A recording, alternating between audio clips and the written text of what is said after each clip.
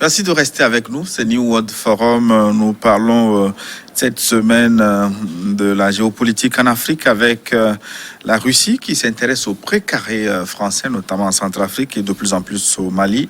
Quelles peuvent être les causes et les conséquences de ce repositionnement géostratégique? Nous en parlons avec Nicolas Lawson. Il est homme politique togolais, président du Parti du Renouveau et de la Rédemption. Merci Nicolas Lawson de rester avec nous. Vous êtes seconde partie. Je rappelle que les téléspectateurs, comme d'habitude, peuvent participer à cette discussion en nous posant des questions à travers notre contact WhatsApp qui s'affiche à l'écran 96 46 10 31 96 46 10 31 précédé de l'indicatif 228 96 46 10 31 si vous souhaitez participer à cette discussion. Donc Nicolas Lawson, nous étions donc en train de comparer comment on va dire le réveil ou l'éveil de certains pays asiatiques par rapport en comparaison avec l'Afrique, et vous étiez en train de nous dire toute l'admiration que vous avez pour l'homme de Singapour, Lee Kuan Yew.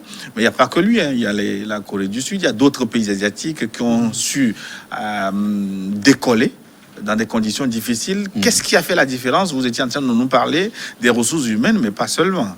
Ressources humaines, discipline et ordre. Voilà les fondamentaux pour la construction d'une nation qui doit être prospère. Quand vous avez ces éléments-là, vous ne pouvez pas échouer. Qu'est-ce qui amène l'ordre et la discipline?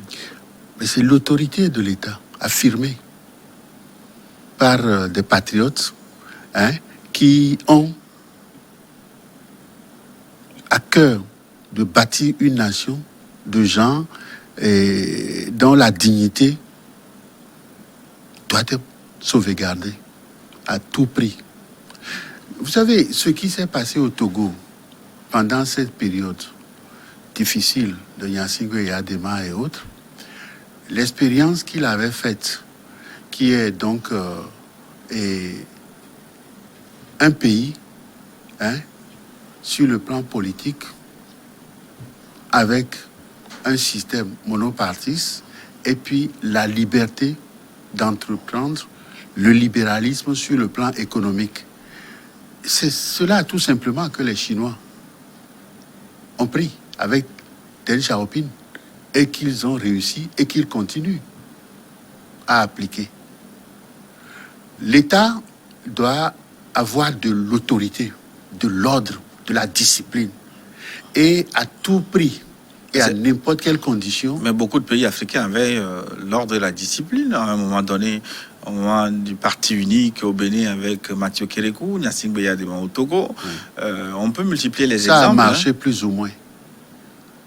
Ce sont les ressources humaines qui ont fait beaucoup de défauts dans l'imagination, dans la créativité, dans l'engagement, au service de leurs frères et sœurs.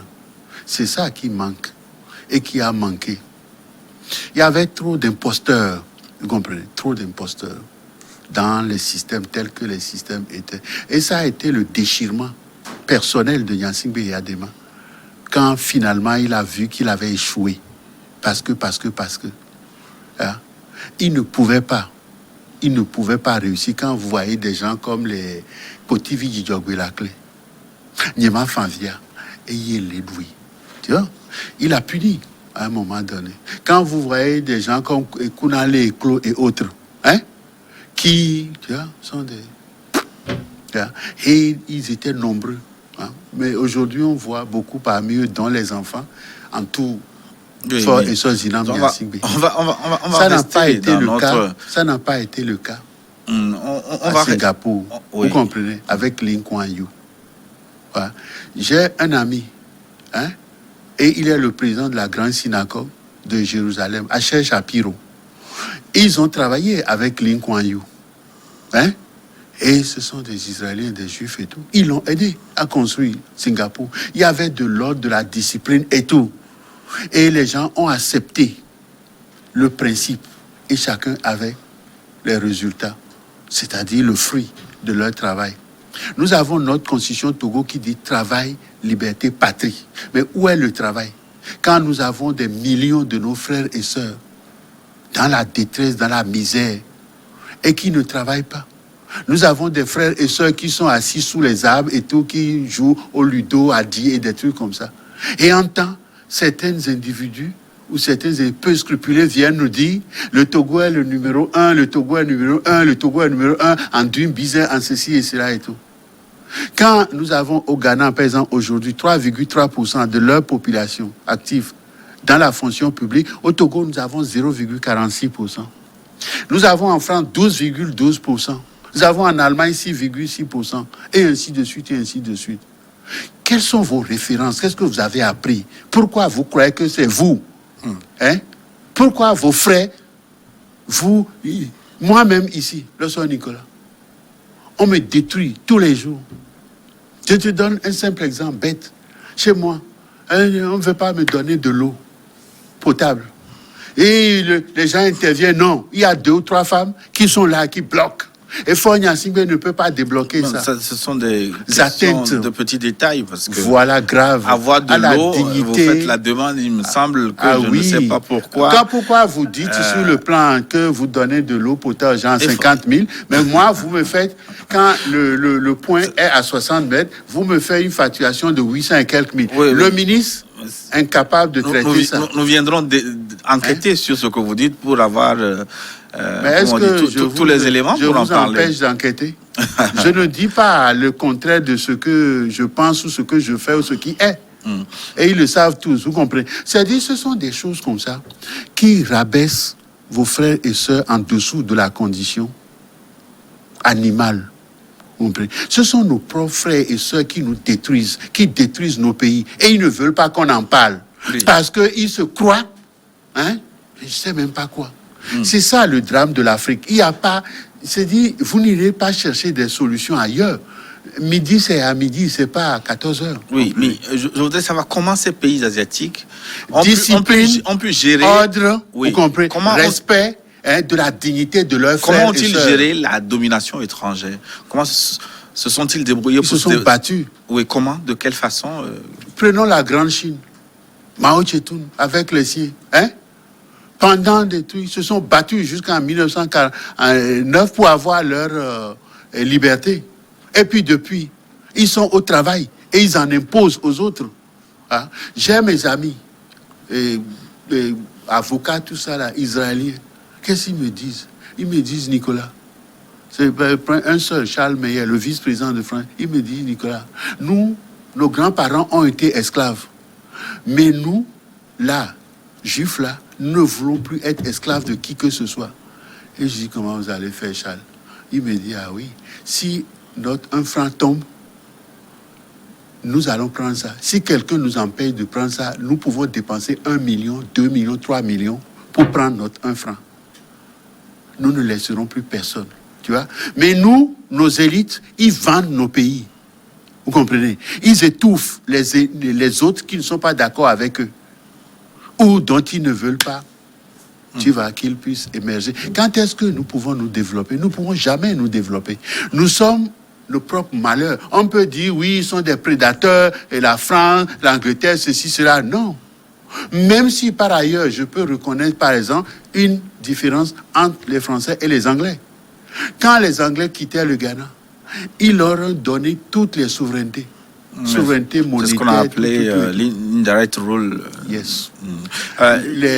De plus en plus, une nouvelle forme d'émancipation va le jour. Ça a commencé au centre de l'Afrique, à Centrafrique, avec le président Touadéra, qui allait nouer une alliance russe au point que les Français soient poussés à la touche aujourd'hui. Est-ce que vous pensez que c'est stratégiquement, est-ce que c'est une bonne idée?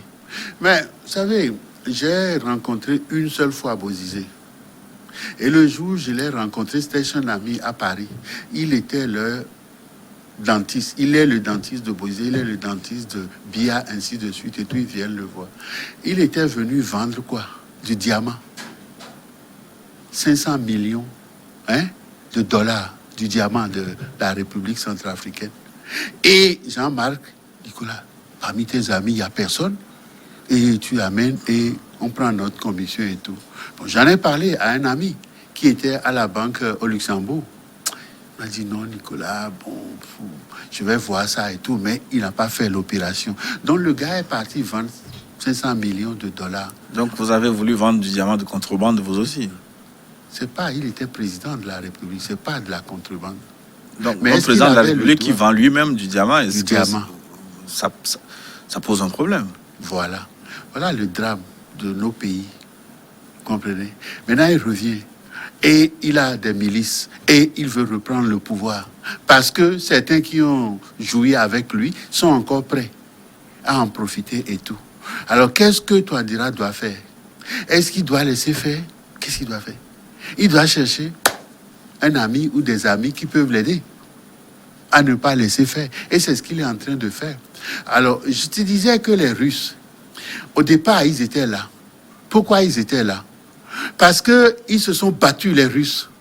Hein? Et quand, et c'est pas seulement la Deuxième Guerre mondiale, hein, depuis le temps de Napoléon, quand Napoléon a traversé les trucs pour aller s'embourber, tu vois, les Russes se sont repliés, se sont battus pour replier, pour que Napoléon puisse être replié et tout. Ils sont habitués à cela. Quand Hitler aussi allait, Hitler ne connaissait pas l'histoire à ce niveau. Il ne savait pas qu'il entrait dans une bataille qui va lui coûter, tu vois, les trucs. Il est parti et les Russes ont chargé et ils sont venus jusqu'à Berlin.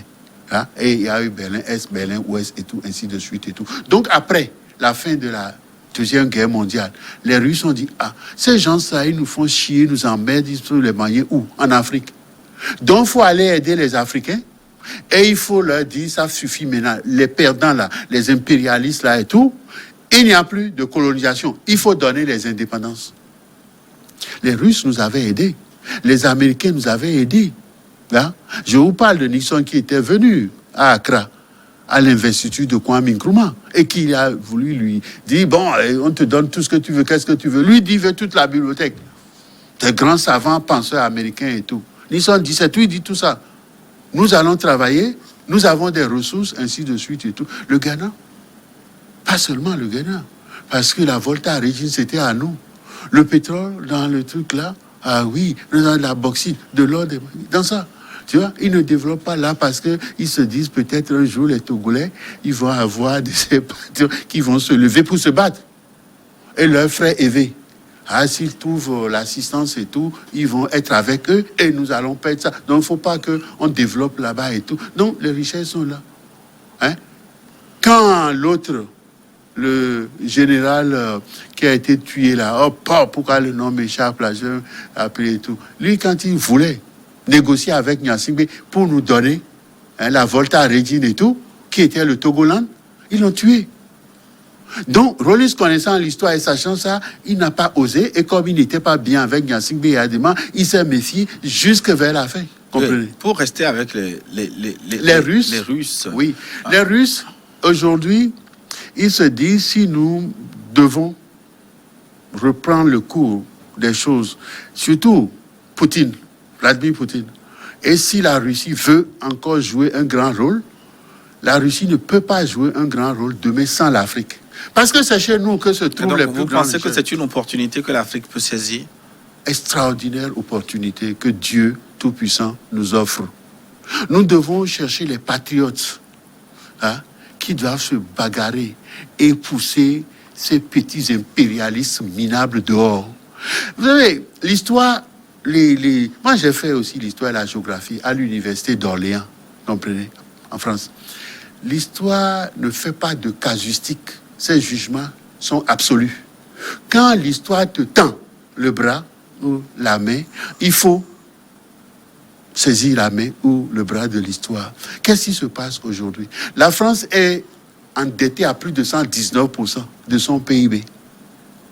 La France est dirigée par ce que certains appellent le petit Napoléon, c'est-à-dire Macron, ainsi de suite et tout. Comprenez? Et nous, c'est nous qui détenons les richesses aujourd'hui. Hein? Notre mer Atlantique, là, poissonneuse, et pas de tsunami, pas de tornades, pas de trucs et tout, tranquillos et tout. Nous avons des forêts, nous avons des gisements, nous avons des trucs. Et nous avons aujourd'hui une élite critique capable de prendre en main la destinée de nos pays et de faire de nos pays de véritables nations, ainsi de suite et tout. des États. J'ai fait mes études en Irlande. J'ai fait mes études en Suisse. J'ai travaillé en Suisse. J'ai été partout. Ils ne sont pas plus intelligents que nous, mon cher. Ouais.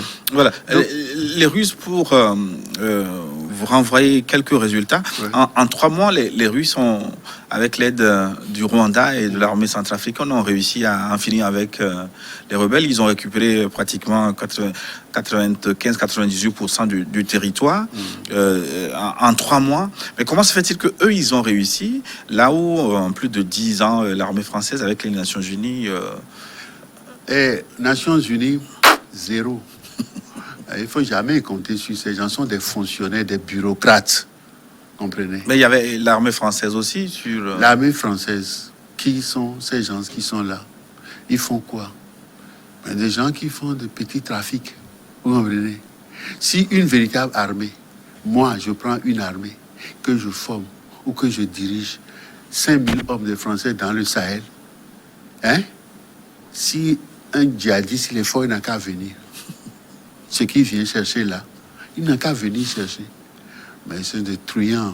Sont tu sais, le Sahel là, c'est l'autre, il a fait des erreurs. Ce sont ces erreurs qui ont fait que des gens qui l'ont éliminé. Je veux parler de Muammar Kadhafi. Il savait ça. Et il voulait tout. Mais ses propres défauts ont fait que, bon, il est parti soutenir le président français qui, après, bon, a envoyé des gens et tout ça là, la force française, anglaise et tout, pour l'éliminer et tout, pour le tuer comme un chien. Le Sahel est gorgé de richesses. Là. Et c'est tout ce que ces gens veulent. Quand ils vont là, ils font les trafics en dessous, gens, ils ne vont pas vous défendre. Là. Il faut former les Maliens. Les Maliens sont les descendants de Soundiata Keita. Oui, on va reparler des Maliens. On va commencer par prendre les questions des téléspectateurs. Oui. Prenons le 91 62 16. 91 62 16. C'est notre fidèle téléspectateur Richard Tagwa qui nous écrit de Kara.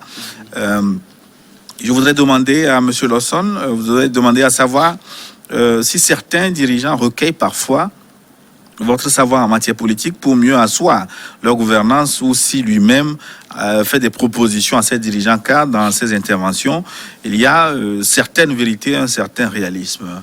Oui, j'avais fait ce que j'ai appelé l'agenda de l'avenir, Vision 2025, n'est-ce pas, que j'avais distribué pendant ma première campagne, 2003, et puis ainsi de suite et tout. Donc, c'est ça qui est je ne sais pas comment je vais dire, le Talmud ou la Bible de certains de frères ou sœurs qui sont dans le gouvernement. Ils ont tellement pillé ça, ils n'ont pu rien faire.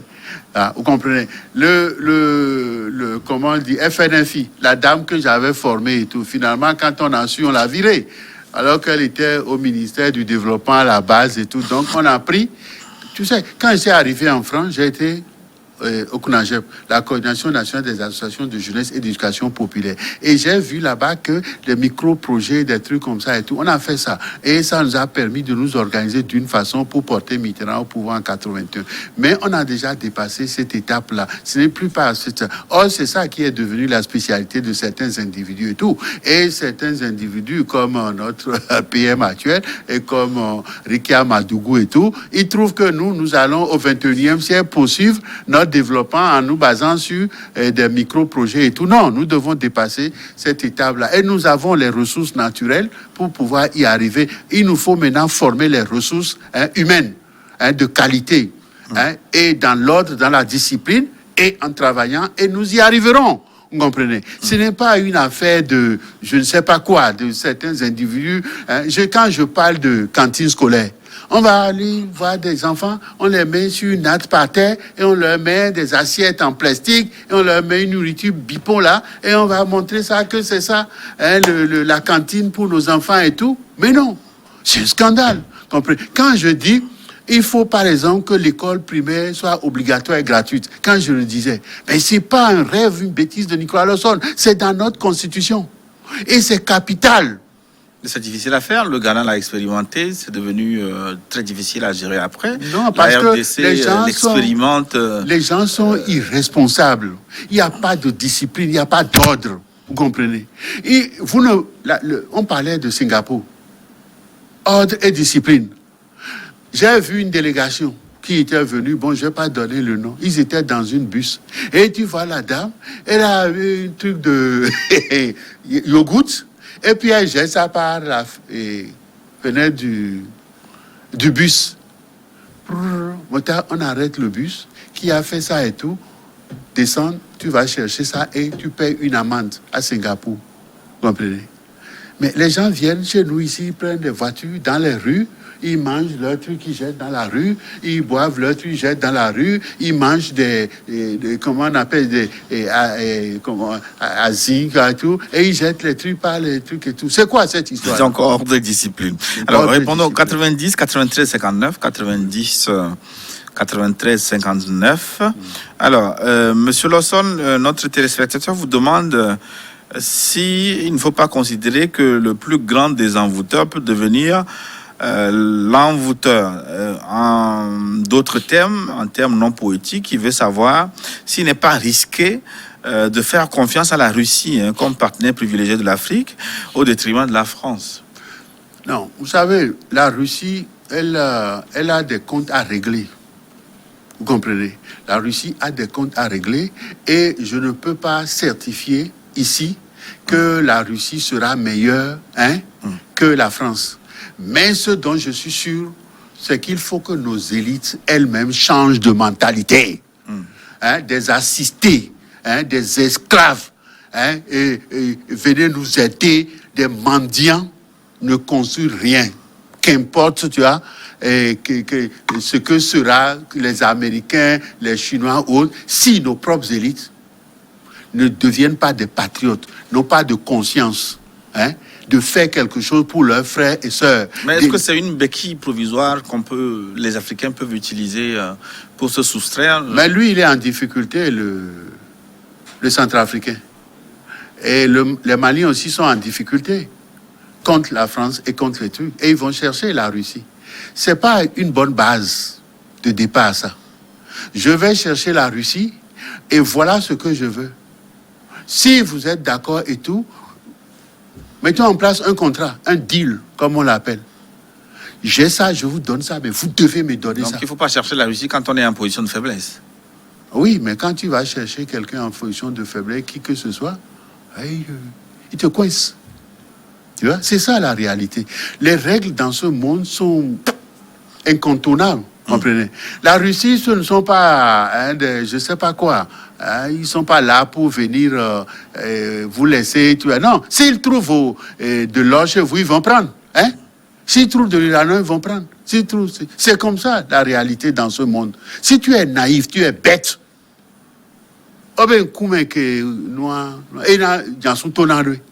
Tu vois? Si le gars, il sait que tu sais et qu'il ne peut pas te faire ça, il ne va pas le faire. Tu lui dis, voilà mon intérêt et voilà ce que je te donne si tu viens. Mais vous dites que ces pays sont en difficulté. Oui. Alors pour se sortir d'affaires, comment vont-ils faire? Parce que vous avez même dit que la Russie avait proposé par exemple à Lumumba son concours. Il avait refusé. Oui. Mais est-ce que c'était une bonne stratégie? Est-ce qu'aujourd'hui, l'offre de la Russie, est-ce que c'est une offre à prendre? Oui, mais si l'autre ne te laisse pas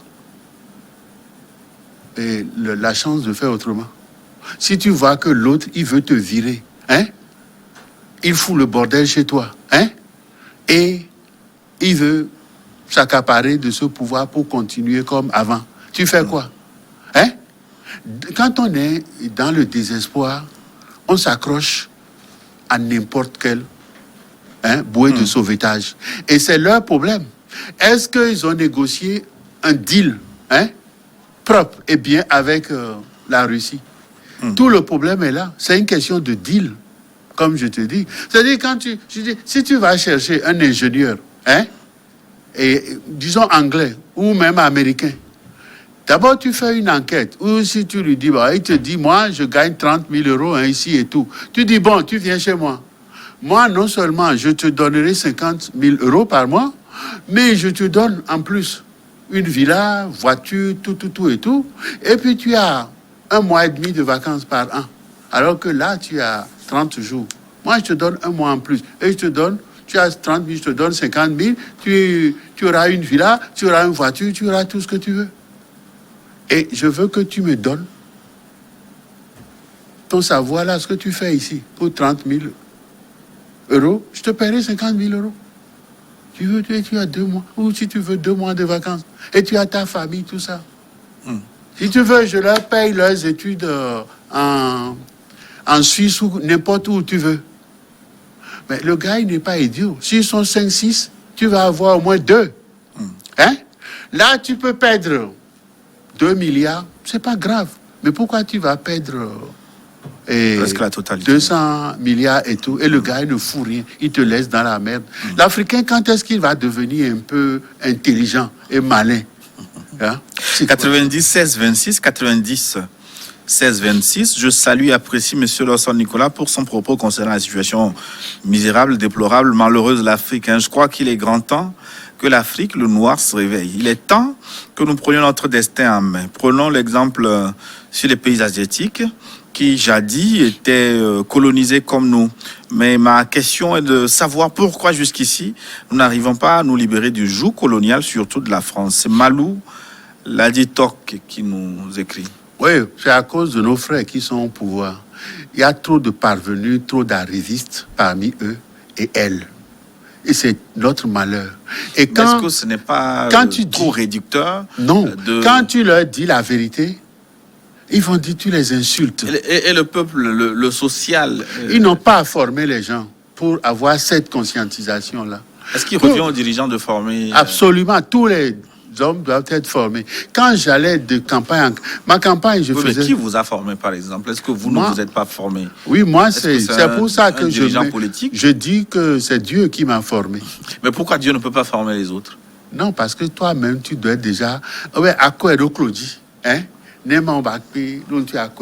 Si tu peux soulever ça et mettre sur tes genoux, Dieu t'aidera pour mettre ça sur la tête. C'est exactement ça. Mon père était mort avant ma naissance. Ma grand-mère était morte. Ma mère m'a lâché pour la petite grand-mère. Elle m'a amené au Congo, puis après à Mango, puis après l'autre à Ouaga, puis après à Bomé-Calavi et tout. Mais en errant comme ça, j'ai pris une certaine conscience bizarre de la vie et tout, et j'ai progressé. Comprenez? Et j'ai toujours fait en sorte de ne pas me trouver dans la situation où j'aurais faim, où je serais obligé d'aller demander, tu vois, à manger à quelqu'un. Alors, quand j'étais gamin, tout ça, voyez, qu'est-ce que je faisais? À Anéro, je l'ai dit, quand le train venait à Anéro, j'allais porter des bagages des gens, me donnaient 25 francs, 50 francs, 100 francs et tout. Après, j'allais à la plage, je tirais le truc avec les pêcheurs, et on me donnait un peu de viande et de poisson, je volais 2 ou plus en plus, et je mangeais bien, vous comprenez? Et j'étais très bien, j'étais un garçon débrouillard, vous comprenez? Donc, j'ai jamais eu faim. Monsieur Lawson, vous voliez du poisson? Je volais du poisson. Je le dis parce que c'est ça la vérité. Comprenez, tu vois? Donc, ou bien j'allais voler des cocos dans les champs un peu reculés et je buvais, j'ai jamais eu faim dans ma vie. Comprenez? Donc, je sais que dans la vie, qu'est-ce que tu veux, qu'est-ce que tu cherches et tout. Ouais? Mais quand j'étais à Singomé, par exemple, j'étais arrivé fraîchement chez ma grand-mère, qu'est-ce que je faisais? Il y avait les vieilles, tout ça, maman Toto, maman commissaire. J'allais les voir et tout. Ah, maman Toto, est-ce que vous avez des assiettes à laver là? Mais pourquoi tu veux laver des assiettes? Comme ça, vous allez me donner quelque chose à manger. Je passais là, j'ai senti, boule les filles, je mangeais. Je peux des fois manger 3 ou 4 fois dans la journée. Même quand je passais dans les rues et tout, quand je voyais certaines choses que j'ai jamais mangées ou que j'ai pas d'argent d'acheter, j'allais voir la dame. Je dis, bon, si je peux vous laver les assiettes, ou si le soir je peux venir, vous porter vos bagages pour aller à la maison avec, ou si vous avez un endroit que je peux aller vous balayer et tout. Il dit, pourquoi ça? Je dis, vous me donnez votre truc à manger. On me donnait à manger. J'ai jamais eu faim. Tu vois, dans ma vie, c'est ça ma vie. Et j'ai appris énormément de choses, comprenez? C'est à partir de là que je suis qui je suis, comprenez? Quand, par exemple, je voulais aider Nyasimbe Yadema, je suis allé le voir pour lui dire, mais j'ai fait tout. Faut qu'on aille dire à Rollis de venir te voir pour que vous soyez des amis, pour qu'on ne nous emmerde plus. Et Rollis est parti vous voir là-bas, à Piakara et tout. Pourquoi vous n'allez pas le voir à Accra?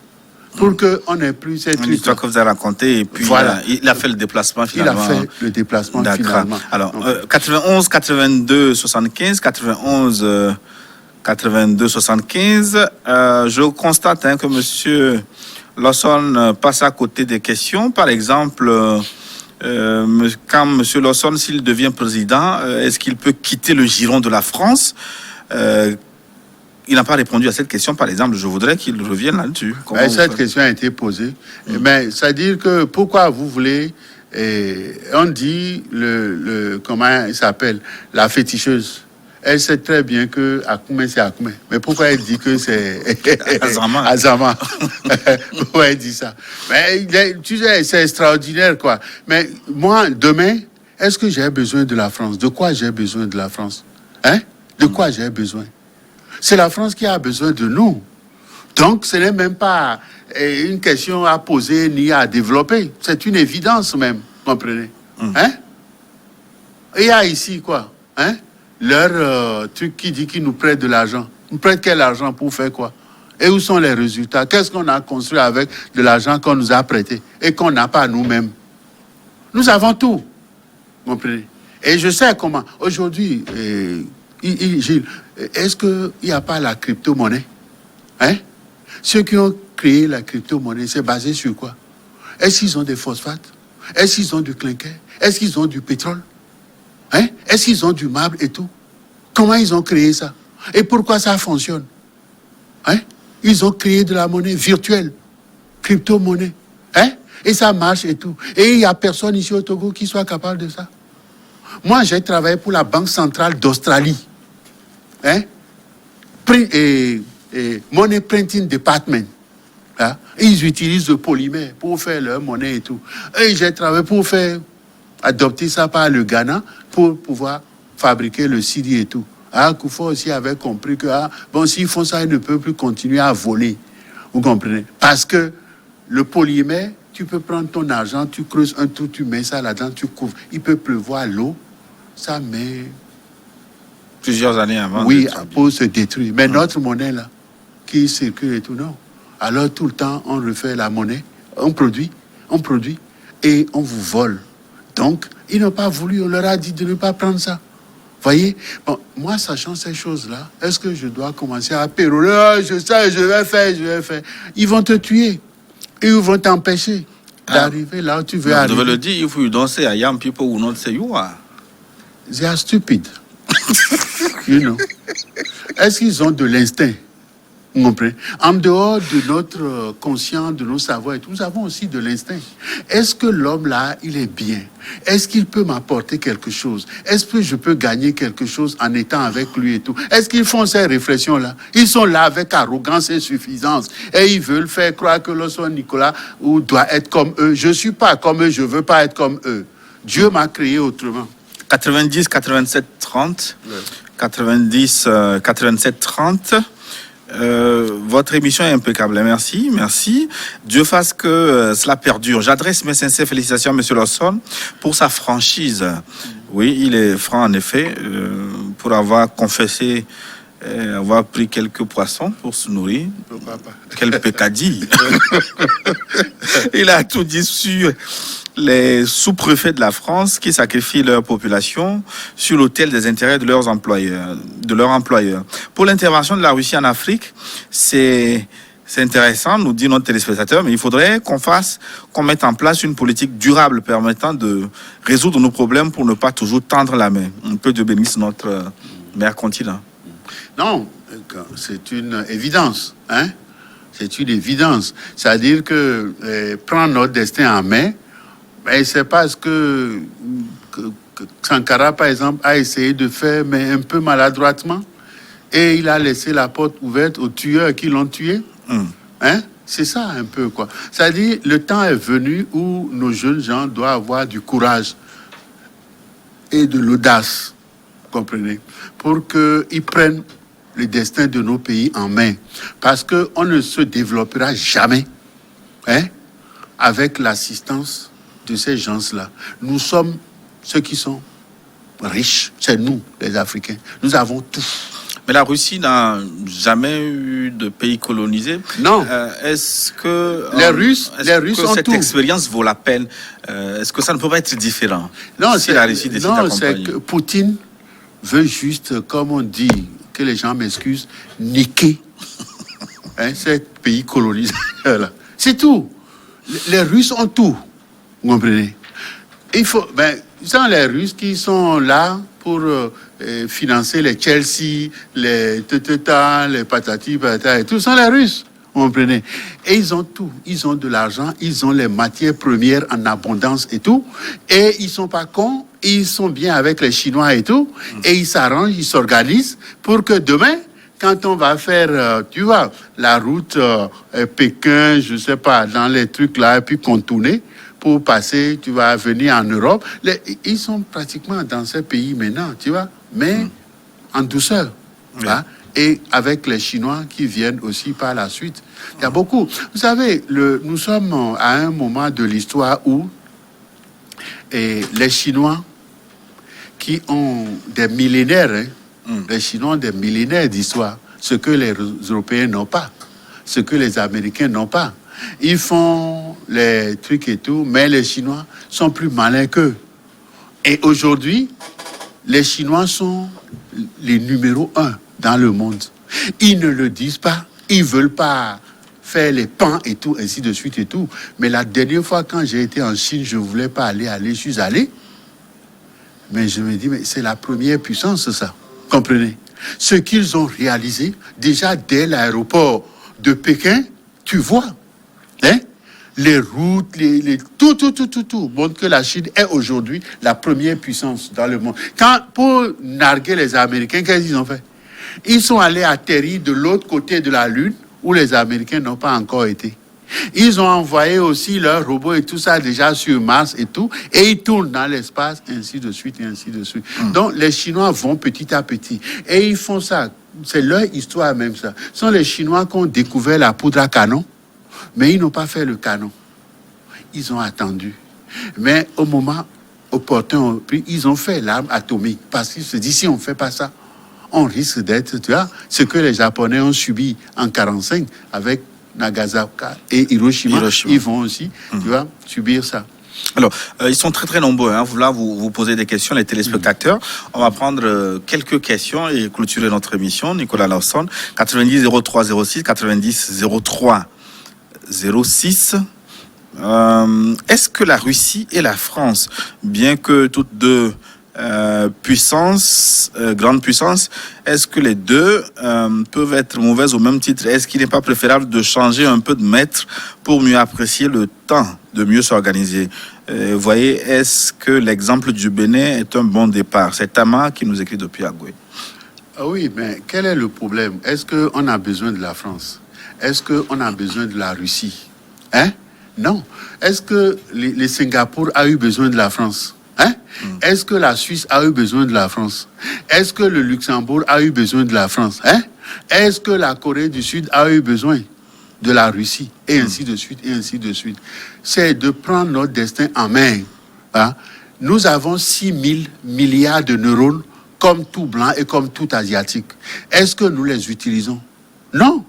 Pourquoi nous sommes nous-mêmes à baisser, nous nous abaissons à tarder et tout, et c'est les autres, la France, la Russie, l'Amérique et tout.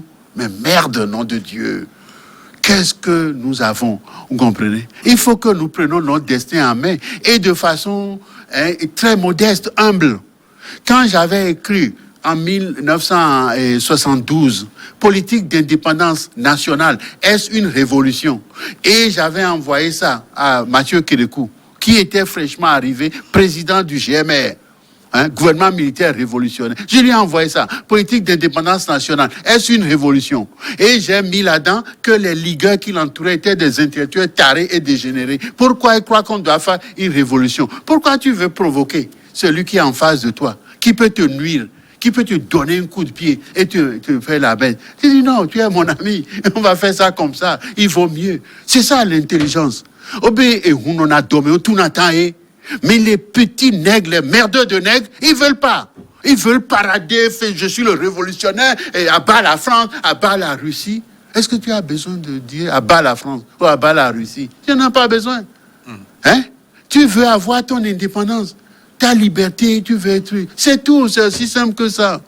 90 55 53, 90 55 53. Merci pour l'émission. Je rappelle à M. Lawson la conférence qui lui avait échappé.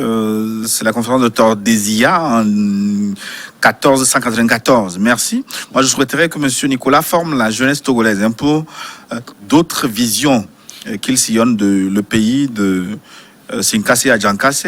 Est-ce que vous êtes preneur? Il dit que vous êtes bon pour ce travail. Oui, la conscientisation. La conscientisation. C'est pour ça, quand je faisais campagne, je faisais une campagne de proximité, comprenez? Pour pouvoir parler directement aux gens, pour pouvoir les toucher, leur serrer la main, que nous pouvons changer les choses. Nous pouvons transformer notre pays. Nous avons les moyens. Nous pouvons faire ceci, nous pouvons faire cela. Et après, je distribuais des prospectus pour dire, bon, voilà les 10 choses que je voudrais faire. École primaire gratuite, subvention de ceci, ainsi de suite et tout. C'est comme ça que j'avais fait. Votre problème, est-ce qu'il n'est pas celui d'avoir créé un parti politique si vous étiez resté... Non, pas. J'étais candidat indépendant. Oui, mais après, vous avez... J'ai créé un parti politique parce que, entre-temps, je voudrais dire, bon, c'est le président du PE qui vient vous parler. Mais j'ai toujours dit que le parti, ce n'est qu'un mouvement de conscientisation et tout. C'est pas un parti politique comme les autres, comprenez? Je suis pas en compétition ni en concurrence contre qui que ce soit. Moi, je veux les patriotes, les gens qui aiment le Togo, qui s'aiment eux-mêmes, qui veulent faire des choses et qui veulent servir la gloire de Dieu. C'est tout. C'est pas un parti politique pour aller au pouvoir, pour rester au pouvoir, pour faire des choses comme ça et comme ça. Non. Ça dit la conscientisation, ainsi de suite et tout. Et j'ai des frères. J'ai des frères qui sont dans l'armée, comme dans les civils, qui ont compris cela et qui sont prêts à aider le moment venu et tout. Parce que tout ça, je ne peux pas le faire. Et c'est pour ça que je cherche ceux qui sont des patriotes, ceux qui veulent aider ce pays, leur famille, leurs frères et sœurs, et qui veulent les faire accéder à la dignité humaine. Comprenez? C'est-à-dire que les gens puissent manger 3 fois par jour. Quand les gens sont malades, qu'ils puissent être sauvés. S'ils n'ont pas d'argent, que l'État prenne en charge un certain nombre de choses, ainsi de suite et tout. 97 23 42. 97 23 42. La poussée de la Russie en Afrique, n'est-ce pas une pérennisation de la guerre froide sur le continent? C'est Mohamed qui nous écrit, et moi je renchéris. Est-ce que finalement la guerre entre la Russie et l'Afrique, la guerre entre la Russie et la France en Afrique, ça ne va pas? Les victimes collatérales, est-ce que ça risque pas d'être... L'Afrique n'appartient pas à la France, comme elle n'appartiendra jamais à la Russie, comprenez? Mais il faut lâcher le mot. La lâcheté de certains de nos frères, leur cupidité, leur incapacité congénitale à être eux-mêmes et à avoir de la dignité, de la fierté, et pour construire quelque chose. Ça fait qu'ils ont besoin de toujours se référer à ces pays. Écoutez-nous, quand vous écoutez certains de nos politiciens et autres, vous avez envie de vomir. Il faut nous aider, ils vont nous aider, ces gens n'aident personne. Ils n'aident pas leurs propres frères des fois. Pourquoi ils viendront vous aider, vous les nègres là et tout? Moi, mes amis qui sont bien, des occidentaux européens et tout, j'ai demandé à certains de venir en Afrique avec moi, ils n'ont rien à foutre ici. Il n'y a que des délinquants, des prédateurs qui viennent. Parce qu'ils savent que, oh Nicolas, comment on va aller là-bas et tout, bon, tu vois, il va mettre à la banque 5 millions et puis il va prendre un truc à l'hôtel, il va se faire voir, il est reçu par le ministre, on lui signe quelque chose, il a déjà volé quelque chose, vous comprenez? Et ils nous prennent pour des couillons. Le nègre est naïf, et un nigo, quoi, le nègre, c'est ça. Et ça leur fait plaisir. 91 72 17, 91 72 17. Votre histoire me rappelle une boutade souvent distillée par Atouti Agboubli. Il dit quand un blanc vous sourit, il faut vous demander quelle bêtise vous avez encore faite. Ou qu'est-ce que vous avez et dont il a besoin. Hein? Alors, 91 72 17, une des dernières questions. On dit merci au président pour l'émission. Nous venons d'apprendre que le Mali a été suspendu par l'Union africaine, la CEDEAO. Comment peut-on expliquer cette décision quand on sait que la plupart des pays africains cherchent à se soustraire des griffes des puissances occidentales? C'est en filigrane la question qu'il souhaite poser, notre téléspectateur. Oui, bon, le problème, c'est qu'il faut vraiment que les Maliens, mes frères, si j'ai quelque chose à leur dire, c'est de dire merci pour cette décision et de sortir de leur UA et de leur CEDEAO, tout ça. Il n'y a rien à gagner là. C'est du pipeau. C'est pas ça. On dit communauté économique, etc. et tout. Et vous, c'est politique. Avec des bureaucrates, des gens de mer. Mais c'est pas Nyassing Beyadema qui a créé ça avec Gouon. Vous comprenez? Est-ce que c'est à ça qu'ils s'attellent pour faire nos économies et tout? Pourquoi ils viennent se mêler de nos problèmes politiques et tout? Ils n'ont rien. On nous a écrit aussi 233 57 207 233 57 207. On n'aura pas le temps d'en parler suffisamment. Il dit que je vais dans le même sens que votre invité en citant un adage de chez nous qui dit que quand on se noie, on s'accroche à tout, même au serpent. Oui. C'est à cette réalité que sera confronté le Mali au finish. Absolument. En ouvrant grandement les bras à la Russie. Donc ma question est celle-ci, ne pensez-vous pas que les pays africains francophones constituent un véritable frein à l'essor du continent, quand on sait que pour la plupart d'entre eux, ils ont du mal à tourner le dos aux colons, ce qui ne facilite pas un mouvement d'ensemble avec les pays anglophones, même si ces derniers, eux aussi, ont leurs défauts, ont leurs problèmes. En 30 secondes, M. Lawson. Oui, mais c'est dit l'histoire, je parlais de l'histoire avant, et qui fait pas de casuistique. Les Anglais ne viennent pas de sortir de l'Union européenne, Les Anglais viennent de sortir de l'Union européenne. Et eux, ils ont commencé à dire, ils vont faire rien du tout. Ils viennent de prendre leur liberté. Et ils vont construire leur propre destin. Et c'est ça que l'Afrique doit pouvoir faire. Demander à l'Afrique aussi de prendre son destin en main. Amen. Merci beaucoup, Nicolas Lawson, d'être venu depuis Aného. Merci à vous. Que Dieu nous protège et protège notre pays, quoi. Et dans un instant, une nouvelle édition du journal. On remercie Magloire Adoko et Sylvain Djibli qui nous ont aidés pour la réalisation de cette émission. À très bientôt.